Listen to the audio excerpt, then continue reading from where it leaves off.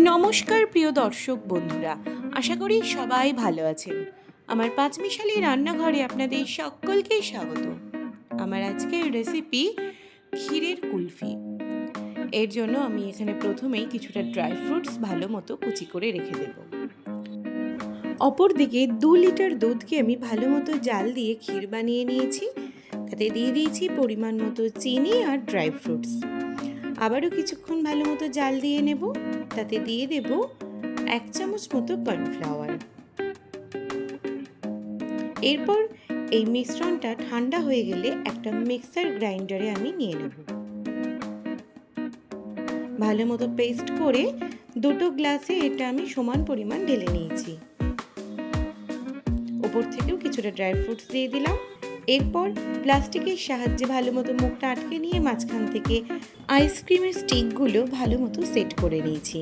Deep ফ্রিজে রেখে দিয়েছি মোটামুটি 8 থেকে 10 ঘন্টা।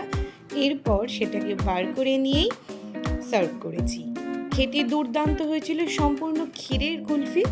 আপনারাও বাড়িতে এইভাবে একবার কুলফি মালাই বানিয়ে খেয়ে দেখবেন। বাইরের কুলফি মালাই খেতে আর ইচ্ছেই করবে না। ভিডিওটি ভালো লাগলে লাইক কমেন্ট শেয়ার করতে একদম ভুলবেন না, আর অবশ্যই আমাদের চ্যানেলটিকে সাবস্ক্রাইব করে দেবেন। দেখা হচ্ছে পরের ভিডিওতে। ততদিন ভালো থাকবেন, সুস্থ থাকবেন। ধন্যবাদ।